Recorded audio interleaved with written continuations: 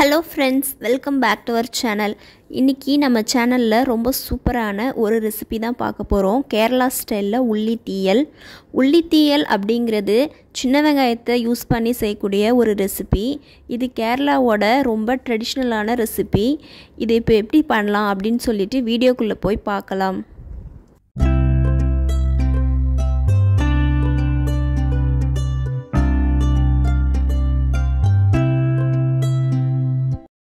இதுக்கு ஃபர்ஸ்ட் ஒரு மசாலாவை வறுத்து அரைக்க போறோம். அதனால கடாயை சூடு பண்ணிக்கலாம். அதுக்கு அப்புறம் 2 டேபிள் ஸ்பூன் அளவுக்கு கோகனட் ஆயில் ஆட் பண்ணியிருக்கேன். இந்த ரெசிபி ஃபுல்லா கோகனட் ஆயில் தான் யூஸ் பண்ண போறோம். அதுக்கு அப்புறம் ஒரு கப் அளவுக்கு துருவிய தேங்காய் எடுத்துக்கலாம். அந்த தேங்காவை இது கூட சேர்த்துட்டு நல்லா இது போல வறுத்துக்கணும்.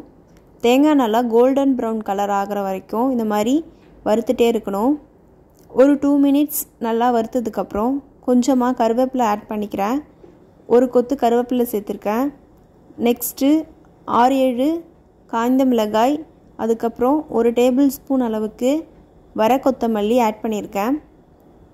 இது சேர்த்துட்டு ஒரு 1/2 டீஸ்பூன் மஞ்சள் தூள், அதுக்கு அப்புறம் இந்த அளவுக்கு வெந்தயம் ஆட் பண்ணிக்கோங்க. ரொம்ப கம்மியா 1/4 டீஸ்பூனுக்கு கம்மியா ஆட் பண்ணியிருக்கேன். இதையும் சேர்த்துட்டு நல்லா இது போல ஒரு 5 மினிட்ஸ் ஸ்லோ ஃப்ளேம்லேயே வச்சுட்டு வறுத்துட்டே இருக்கணும்.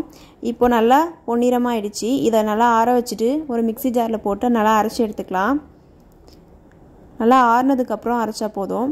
கொஞ்சமாக தண்ணி சேர்த்துட்டு நல்லா திக்கான பேஸ்ட்டாக ஃபைனாக அரைச்சி எடுத்துகிட்டு வந்துக்கலாம். இப்போது அதே கடாயிலே சின்ன வெங்காயத்தை சேர்த்துட்டு அதை நல்லா வதக்கி எடுத்துக்கலாம்.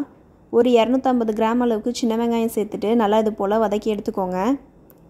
நெக்ஸ்ட்டு 2 பச்சை மிளகா, ஒரு கொத்து கருவேப்பிலை, அதுக்கப்புறம் 1/2 டீஸ்பூன் மஞ்சள் தூள், கொஞ்சமாக தேவையான அளவு உப்பு, இதெல்லாம் இது கூட சேர்த்து நல்லா வதங்கினதுக்கப்புறம் ஒரு லெமன் சைஸ் புளி எடுத்துட்டு இது போல் கரைச்சிட்டு ஆட் பண்ணிக்கலாம். நெக்ஸ்ட்டு நம்ம அரைச்சி வச்சுருக்க தேங்காய் பேஸ்ட்டு அதையும் சேர்த்துட்டு நல்லா ஒரு 5 மினிட்ஸ் கொதிக்க வச்சு எடுத்துக்கணும்.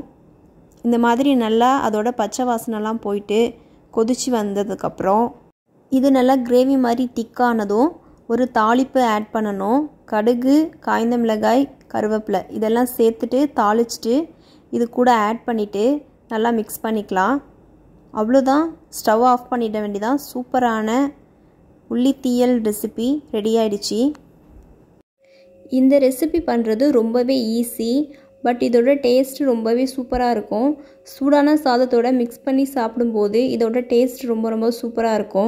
நீங்களும் இதே மாதிரி ட்ரை பண்ணிவிட்டு இந்த ரெசிபி எப்படி வந்துச்சு, எப்படி இருந்துச்சு அப்படின்னு சொல்லிட்டு கமெண்ட் செக்ஷனில் சொல்லுங்கள். இந்த வீடியோ பிடிச்சிருந்தா லைக் பண்ணிக்கோங்க, ஷேர் பண்ணுங்கள். நம்ம சேனலையும் அப்படியே சப்ஸ்கிரைப் பண்ணிவிட்டு ஃபாலோ பண்ணுங்கள். தேங்க்யூ.